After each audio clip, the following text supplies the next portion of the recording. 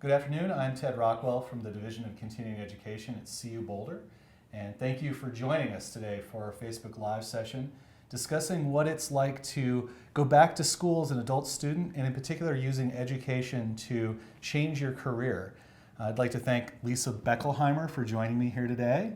Why don't you tell us a little bit about your background? What were you doing prior to coming to CU Boulder? What led you to us? So what led me here was a move to Boulder, and I wasn't expecting to come back to school. I was in Dallas, Texas for about 20 years, and my husband and I got to a point there where we were ready for a change. I owned a children's music studio, so teaching early childhood music, infants, toddlers, and their parents, something called kinder music. Did some piano and guitar lessons, had quite a sizable business there. And my husband and I reached a point where we said, we think we're ready for a change. We had fallen in love with Boulder after visiting a few times and said, if we're going to go for it, let's go for it. And we got here and we kind of just thought everything would fall into place and we'd just keep doing the same thing we had done before and it would all magically play out. And we got here and we said, we're in a different place and things are completely different, and everything about it said there's something else out there. And so we started to try and wrestle with that and figure out what that would be. And I really did think that I would just kind of set up doing the same things that I was doing before. And as it turned out, some things fell through that I had prearranged and hoped for. And as that first 9 months or so went on, I realized I was feeling very unsettled and was looking around to see what could be next, and then I realized, there's a great university about 1.5 miles from my house, and maybe there's something there, maybe there's a new career somewhere for me, but I didn't know what it was, and I kept coming up with speech-language pathology as an option, and being in education, I was also thinking something along the lines of education. So I explored a little bit online and looked at the program and thought, okay, well, sign me up. I'll be a speech pathologist. And they said, well, you need a master's degree. And before that, you also have to get admitted. And before that, you also have to have a bunch of prerequisites. And I thought, okay, do I want this or not? And so I started a process of, let's see if we're going to do this. And I started to put the pieces into place, and here we are. So how did you sounds like you arrived at speech-language pathology. What was it from maybe your past career that led you to that decision? So I worked with early childhood ages, which is infant, toddlers, young children, in an age when their language is exploding. So I was always working with parents about how to nurture your child's language and how to give them language-rich experience and use their voices, whether it's babbling or reading stories to your children. And I had met a lot of speech pathologists over the years who had brought their own children to my classes, and they said, this is such a valuable experience for my child. So I had known some speech pathologists over the years, and I was always very intrigued by the career. Then I also realized that it was a very solid career. When you are a musician and self-employed, I had a solid thing going in Dallas, but restarting that here was not just go out and do it. You have to go through a lot of steps to get there, and speech-language pathology felt very much a good path for the long haul for me. If I was going to make a pivot in a new direction, it felt like there were a lot of options. And in particular with speech, you can go in so many directions. You can go with children, you can go with adults, you can go with voice, language, folks with strokes, all kinds of areas of practice, medical, educational, private practice. So there's so many great work options. I thought, okay, my options are wide open. So as I understand, we've done a little bit of information on you, where you've come from, and this isn't the first this isn't even the second graduate degree you've pursued. This is the third graduate degree you're pursuing, right? So what's different this time about getting started on this graduate degree than your prior degrees? So yes, this is my third master's, and I think I'm a little bit crazy, but here I am. I'm almost done. I would probably not have gone back to school except that I knew that I wanted this career, and so it meant a lot, and the way to do it was to go back to school. So I wasn't afraid to do that, even though it wasn't in the original plan. My original degrees went straight from undergrad into a master's of music education. In that process, there was no thinking. You just you become a teacher and you get a master's. That's the way it is, and you just go through this path, and there's no break in the path, and it's all very natural. Your study skills are all in place. I took the GRE, way back when, and did really well, didn't have to study for it. From that point, I identified that I wanted to study under a professor through a Master of Theology program because I was looking at doing some church music work. And again, that was just kind of, okay, next step, just go right there. So when I came back this time, the first time I retook the GRE, they don't honor scores from that long ago. And yes. when I took it cold the first time and did fine, but not as well as I could have, and had to start, just re-upping those study skills and digging way back to find things. But moving forward, once I got in the program, the value of choosing something rather than just kind of going on a set path is huge. I have really appreciated what I learn, and I feel like the questions I ask in class are from a different angle.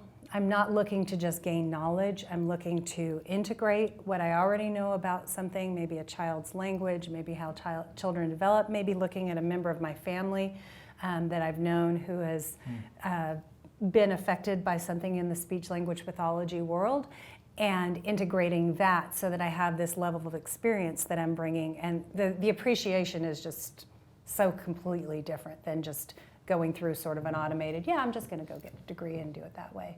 It's it just feels like I'm getting so much more out of it than the first time around. That's excellent. It sounds like you're a fairly motivated and driven individual, and so from what I understand, you're taking an accelerated path towards your degree. Why don't we talk a little bit about that? You've said that your advisors and some others have thought that you were crazy in relation to the number of courses that you're planning to take. How are you making that work? So I entered the department in October that year and learned that I needed 24 hours of prerequisites to be admitted and get into the program the following August. And in my mind, I did not, because the program starts in August, in my mind, I didn't have an option to wait and try to spread those prerequisites out. If I was going to do this, I was going to do this now. So how do you get in that many hours when you're not even enrolled and anything like that? So that's when I came upon continuing ed. One of my advisors in the department was really helpful in helping me identify all the different options for courses I could take that would count toward those prerequisites that they would honor in the department. And I started just digging, how can I get these done in as creative way as possible, whether on campus or online. And the first course I found through continuing ed was a self-paced course in biological psychology, I think is what it was called. And I was able to finish that. You can do it as fast as you can. We do all the readings, take all the exams. So I jumped right in, got that one done, I think in 3 weeks, and jumped into the next one, which was a statistics course online. That was a little bit rough, not having been in school for quite a few years. And then my advisor got me into some classes on campus. That was also via continuing ed because I was a non-degree seeking student. Via the Access program. And then I did a couple more classes online through other universities, got all those prereqs in, miraculously got admitted to the very competitive program here on campus, and was able to start the master's program in August of 2017. Oh, that's excellent. So I'd just like to take this opportunity to invite the audience, if you have any questions for Lisa, go ahead and submit them on the Facebook, the comment section below the event there, and we'll go ahead and answer them here later in our interview here. So how has your perspective on education changed since You went through your first 2 master's degree and the bachelor's degree. How, now that you've been out doing your own business and you've come back, talk a little bit more about the value that education has in pursuing your new career. Well, as I said, I appreciate it a lot more. I appreciate the ability to reinvent myself in the middle of my career. So going into a field that requires a master's degree, not only a particular master's degree, but a clinical master's degree, meaning that we have to have a lot of clinical hours in addition to our coursework.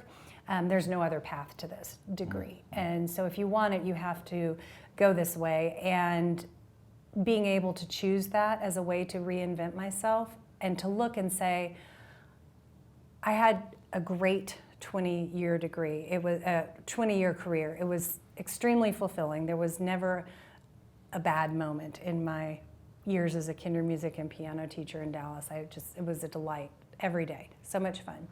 And to look at that and say, that was one chapter. And now to say, I have probably 20-ish years for a new career. And the gift that is to be able to do 2 really wonderful things, because this is going to be just as exciting and fulfilling as the first. So I'm super excited about that. So in some prior interviews to getting prepared for this conversation today, the phrase reverse procrastinator has come up. I had never heard that before, but I heard you explain it to me on the phone the other day, and I felt like that could be an interesting thing for our audience to understand. What is a reverse procrastinator, and what does that mean to you? I may have invented the phrase myself because I've never heard anybody else say it, or unless maybe I'm just a crazy person. So procrastination is when you put off something till the last minute. I do the exact opposite by reversing that process and do everything as soon as possible. That is a skill I learned as a business person. I think when you are running a business and you've got multiple employees and multiple clients depending on you, and Monday morning is on its way and things aren't done, there's nobody else to do it, and you've got to kick it into gear. So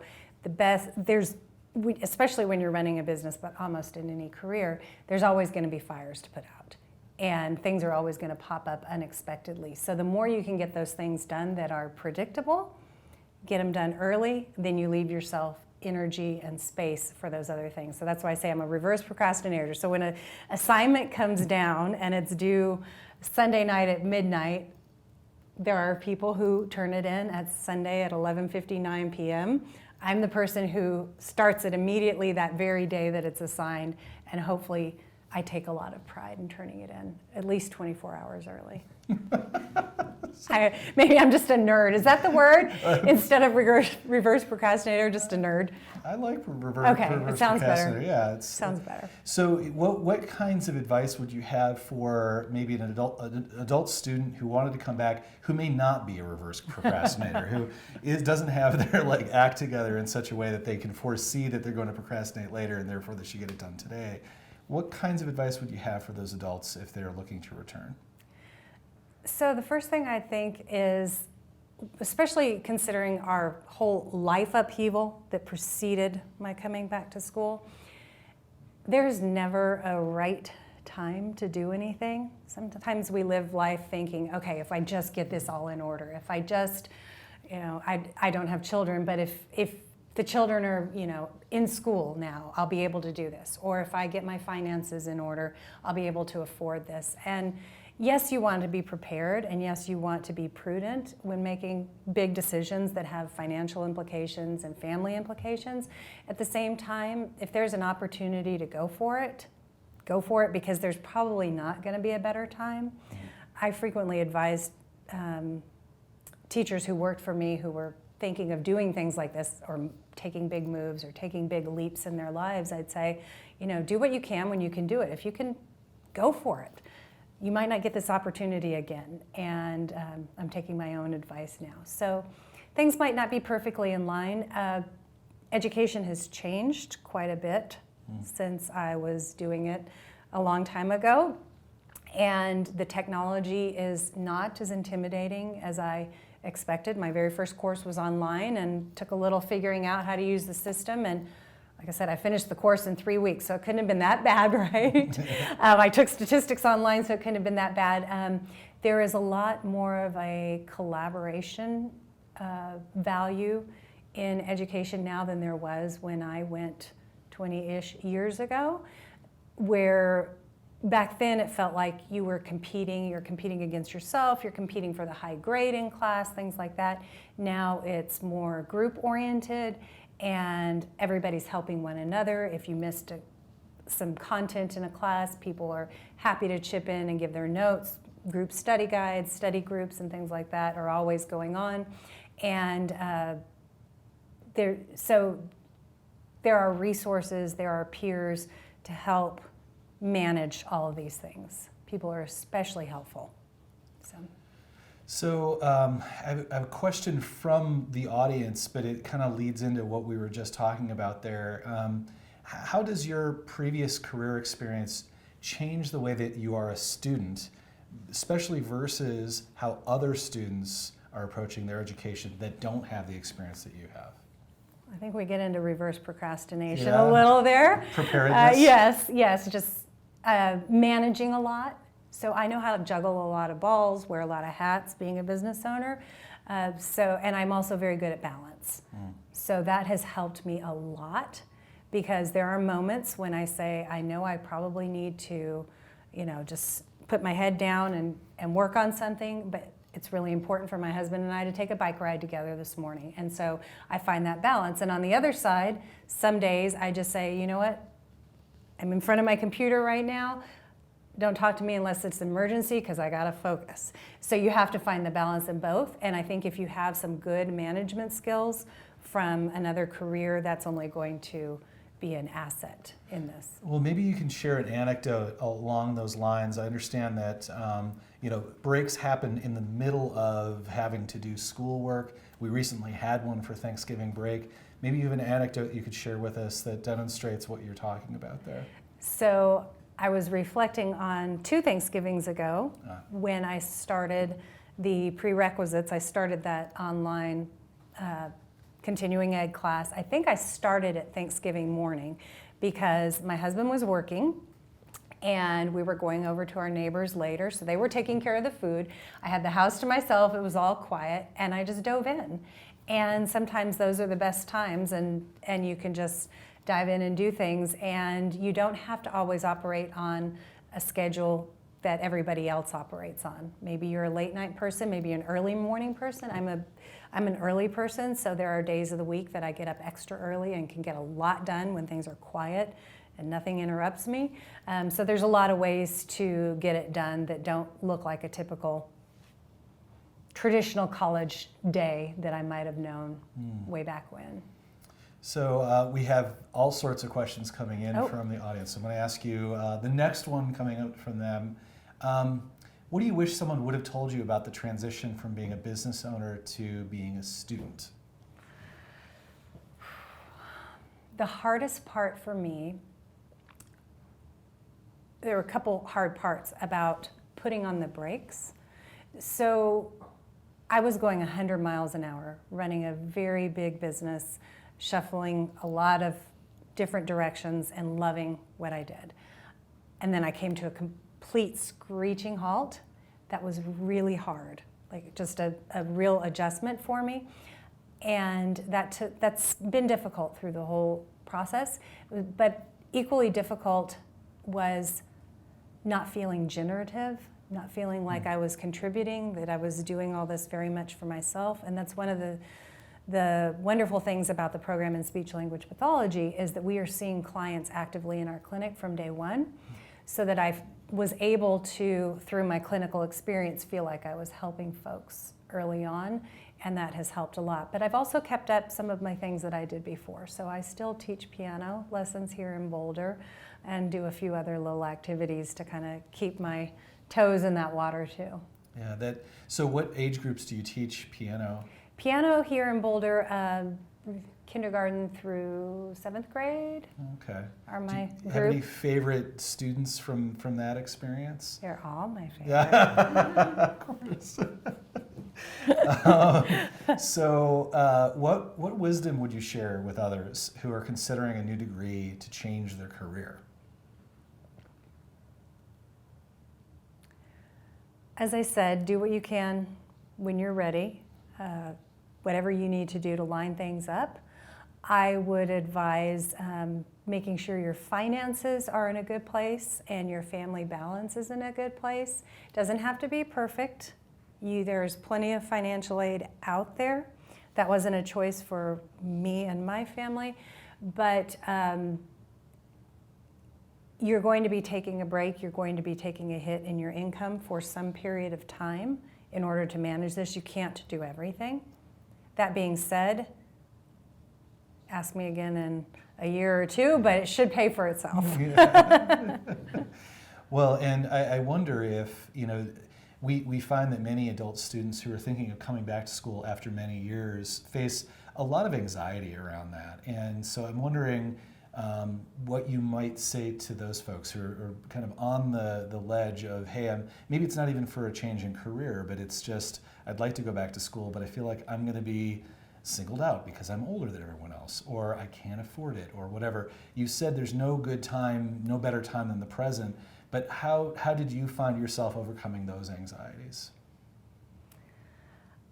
One way is to feel like I had something to contribute based on where I was in life and my previous experience, so I feel like I have things to add.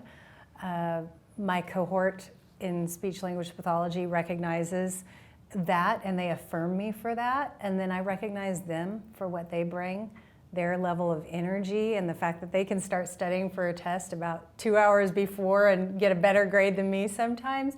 It all works together, and everybody has something to contribute, and I've surprised myself at being able to hack it, just academically, going into something totally different. And this really couldn't be more different than music, and surprised myself, so. Yeah, I can imagine that that's got to be intimidating, and this plays into a question someone has asked us on Facebook, which is, I can imagine that it's scary to think about even changing a career. What gave you the confidence to think that you could do that? I'm not sure I have the confidence right away, to tell you the truth. I just kind of jump into things. I'm a leaper. And I just go, all systems go, and don't look back. And in fact, when I started that continuing ed class that led to the continued prerequisites to get in the program, I hadn't been admitted to the program. I didn't find I was admitted until the end of April that year. And I had already invested in multiple online classes, multiple on-campus classes, just fingers crossed and saying, if I'm going for this, I'm going for it. So had you considered other programs? It sounded a little bit like the way you described it was like, I got in here and that was what I wanted. It was what I wanted. I applied also for a Doctor of Education program at Denver, and I was admitted to that as well. And when I got that admission, I actually postponed it, hoping for this program, because by that point, I realized this is where I wanted to be. And so again, the confidence was somewhat there that I would probably make it, but also just kind of going for it and not knowing what would come. And that's part of it. I'd love to get some of the energy that you have. It feels like you really have a good vision for where things can go. And whether or not you think you have the confidence, I think others are probably seeing this going, I wish I had her confidence. Oh, I've doubted myself plenty of times. Believe me, every time I take a test, I'm like, oh, sometimes things feel a little fuzzy and you do fine. I think, I will say that the professors here, particularly at CU, the instructors, are so generous in every way. They are generous with their knowledge and their expertise and their willingness to help. Their office hours, you can go in. If you have a big assignment, you can go in there and they will review it for you and say, you're on track, you're off track. There's nothing that scary about it. Sometimes it feels a little bit heavy, but they really are supportive here. That's been really surprising. Well, surprisingly good. Yeah. So what's next for you? I mean, it seems like 3 graduate degrees, you'll start a new profession, and what's going to happen after you go? No more school. Let me get that out right now. A week from tonight, I will take my last test ever, and I do say ever, Oh. ever, ever. So academic classes are over for us next week. In the spring, we go on internships. I'm pretty excited about that because I'll get back in the real world, and we'll be working both at a school as an intern, speech-language pathology intern, and then a medical at Anschutz Medical Center as an intern. Then after that, I will be eligible to work as what we call a clinical fellow, which is, again, supervised but independent, so I'll actually be working, and off we go. Well, that's wonderful. Congratulations on taking your last test. Maybe a little early, but thank you so much for taking the time to talk to us today. Thank you. And share your experiences with the students out there that may be thinking about taking the leap as an adult. I'm sure that there's nothing but good things and great things ahead for you. And good luck in your internships. Thank you. And thank you all for joining us today for this Facebook Live session with Lisa Beckenheimer. Happy holidays and Happy New Year. We'll see you in 2019 for more Facebook Live sessions with continuing education at CU Boulder.